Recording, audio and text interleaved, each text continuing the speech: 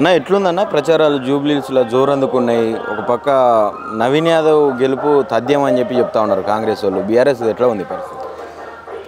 గత ప్రభుత్వం బీఆర్ఎస్ ప్రభుత్వం ఏం సంక్షేమ పథకాలు చేసిందో ప్రజలందరూ గమనించారు. ప్రజలందరికీ తెలుసు. ప్రజలందరికీ ప్రతి ఇంటింటికి సంక్షేమ పథకం అందింది. ఈరోజు కేసీఆర్ సార్ బుడగొట్టడానికి చాలా బాధగా ఉన్నారు. ఖచ్చితంగా మాగంటి గోపీనాథ్ చేసిన సేవలు ఉన్నాయి ఈ జూబ్లీహిల్స్లో. ఆయన చేసిన మంచి పనులు కూడా ప్రజలందరూ చూసిర్రు, గమనించిర్రు, దగ్గరుండి అన్ని పనులు చేసుకున్నారు. తప్పకుండా మాగంటి గోపీనాథ్ సునీత గారిని ఖచ్చితంగా గెలిపిస్తారు.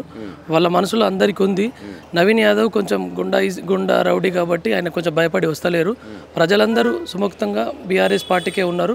ఖచ్చితంగా బీఆర్ఎస్ పార్టీ బాగా అంటే బీసీ గారిని ముందర పెడతా ఉన్నారు. బీసీ కాబట్టి ఖచ్చితంగా ఆయన గెలిచే అవకాశం ఉంటుంది, లోకల్ లీడర్ అని చెప్తా ఉన్నారు. బీసీ అని కాదబ్బా, ఇక్కడ మాగంటి గోపీనాథ్ చేసిన పనులు ఇక్కడ ఉన్నాయి.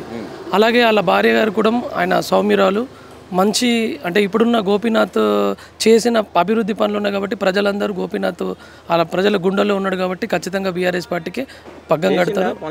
100% కమ్యూనిటీలో కానీ, కమ్యూనిటీ భవన్స్ కానీ, అన్ని ప్రతి సీసీ రోడ్లు కానీ, ఎలక్ట్రిసిటీ కానీ ఏది ఉన్నా గోపీనాథ్ గారు ఈ డివిజన్లో అన్ని డివిజన్లో చేసిండు. జూబ్లీహిల్స్ ప్రజలను ఎవరిని అడిగినా మాగంటి గోపీనాథ్ గారు 3 సార్లు హైట్రిక్ విజయం సాధించిండు కాబట్టి ఖచ్చితంగా ప్రజలు పబ్బం కట్టాలంటే, ఆయనకు అధికారం కట్టాలంటే ప్రజలు ఆశీర్వదిస్తారు.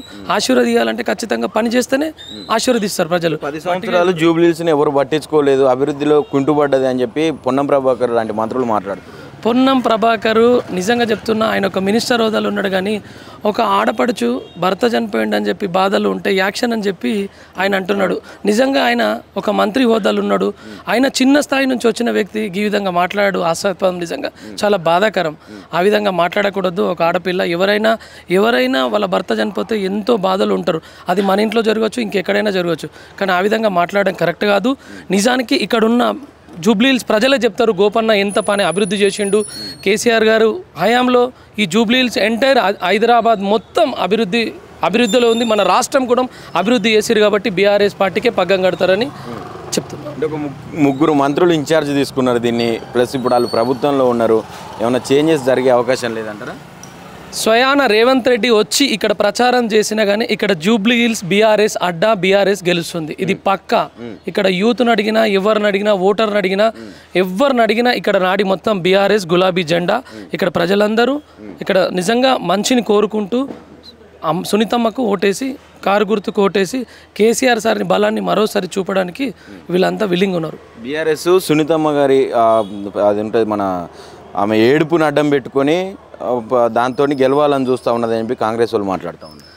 తప్పన్న, తన భర్త చనిపోయిన క్షోభంలో ఉన్నది ఆమె. కేసీఆర్ గారు ఆమెను గుర్తించి ఆమెకు టికెట్ ఇచ్చిండు. ఖచ్చితంగా ఆమెనే ఉండాలా, ఆమెనే గెలవాలా. ఆమెను గెలిపిస్తాం మా బీఆర్ఎస్ పార్టీ అందరం నలుమూలల. మేము కోరుట్ల నియోజకవర్గ సంజయ్ అన్న టీం, మా గౌరవ ఎమ్మెల్యే గారు కోరుట్ల ఎమ్మెల్యే సంజయ్, కల్వకుంట్ల సంజయ్ గారు టీం, మేము ఇక్కడ వచ్చి ప్రతి ఇంటింటికి డోర్ టు డోర్ ప్రచారం చేస్తున్నాం. మాకు చాలా మంచి స్పందన ఉంది. ప్రజలందరూ మమ్మల్ని ఆశీర్వదిస్తారు, బీఆర్ఎస్ పార్టీని ఆశీర్వదిస్తారు. కేసీఆర్ సార్ని ఎవ్వరు మర్చిపోలే, గుండెల్లో దాచుకున్నారు. తప్పకుండా మళ్ళీ రాబోయే రోజులలో కేసీఆర్ ప్రభుత్వం వస్తుంది. ఇప్పుడు మాగంటి సునీత గారు ఖచ్చితంగా గెలుస్తారు. మేము విజయడంకా మోగిస్తాం.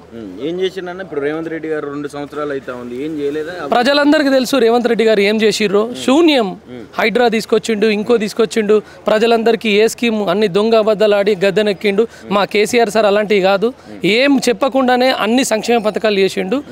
రేవంత్ రెడ్డి ఏ విధంగా మాట్లాడుతాడు, ఎంత అబద్ధాల కోరో ప్రజలందరికీ తెలుసు, ఈ సమాజానికి తెలుసు, తెలంగాణ ప్రజలందరికీ తెలుసు. కాబట్టి ఖచ్చితంగా ఈ ఎలక్షన్ రేవంత్ రెడ్డికి బుద్ధి చెప్పే ఎలక్షన్ అవుతుంది. ఖచ్చితంగా బీఆర్ఎస్ పార్టీ విజయం సాధిస్తుంది అని కోరుకుంటున్నాను.